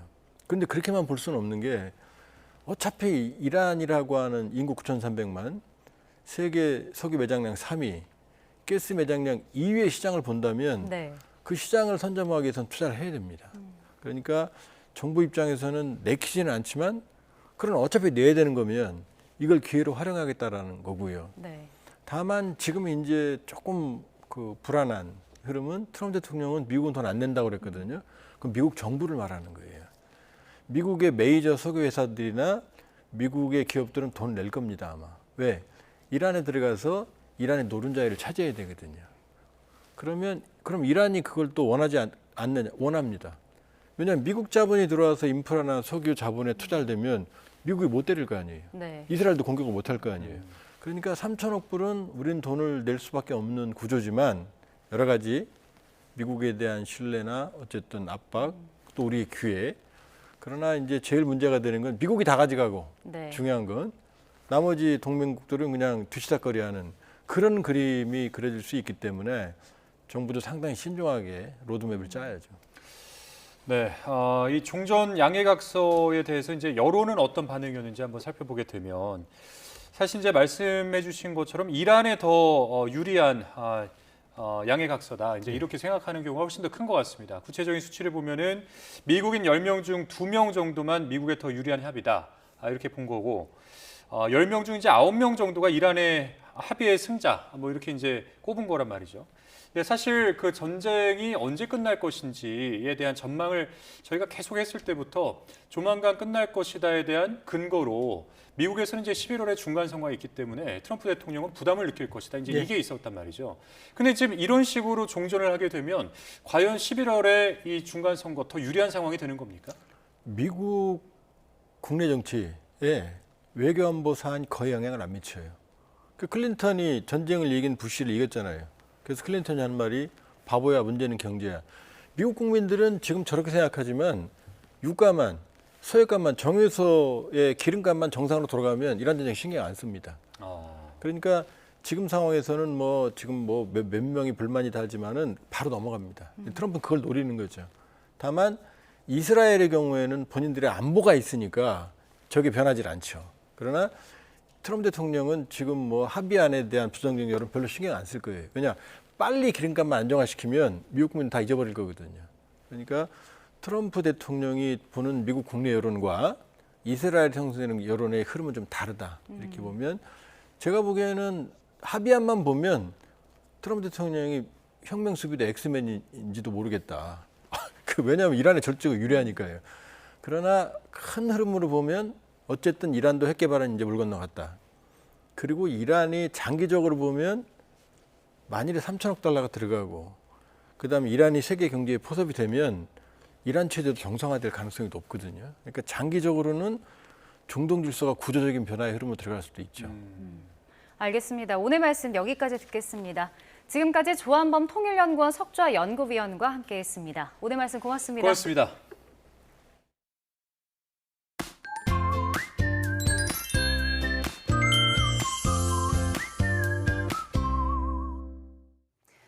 오늘은 이맘때 초여름 날씨를 보이며 바깥 활동하기 무난했습니다. 네, 맞습니다. 내일도 서쪽 지역은 예년 수준의 초여름 날씨가 이어질 텐데요. 우선 아침 기온은 서울이 19도, 대전과 대구 18도로 오늘보다 조금 낮게 출발하겠고요. 낮 기온은 서울 30도, 광주 27도로 서쪽 지역은 오늘보다 기온이 1에서 4도 정도 높겠습니다. 반면 강릉은 23도 등 동해안 지역은 비교적 선선하겠습니다. 내일 중부는 맑겠지만 영동과 남부지방은 구름이 많이 끼겠고요. 제주도는 내일 밤까지 최대 80mm의 비가 오락가락 이어지겠습니다. 내륙은 낮 동안 구름 사이로 자외선이 무척 강하겠고요. 동해안 지역은 너울성 파도가 높게 일겠습니다. 이번 한 주간 대체로 맑은 가운데 초여름 날씨가 이어지겠고 모레에는 제주도와 영남 해안에 비가 내릴 전망입니다. 여름철 더워지는 날씨만큼이나 다양한 위생 관리에 신경 써야 하는데요. 무심코 차 안에 둔 생수병도 주의가 필요합니다. 차량 내부 온도가 30도를 넘어서면 페트병에서 미세 플라스틱 등 유해 물질이 나올 수가 있고요. 개봉한 생수는 박테리아 번식도 빨라질 수 있는데요. 또 투명한 생수병이 햇빛을 모아 차량 내부 소재에 열이 집중돼 화재까지 발생할 수 있습니다. 되도록 생수병은 차량 내 장시간 보관을 피하고 개봉 후에는 재사용하지 않는 것이 좋겠습니다. 날씨 캔버스의 정수연, 홍나실이었습니다. 이상으로 YTN 뉴스 플러스 마칩니다. 잠시 후에는 뉴스케어 오후 8시 뉴스가 방송됩니다. 함께해 주신 여러분 고맙습니다.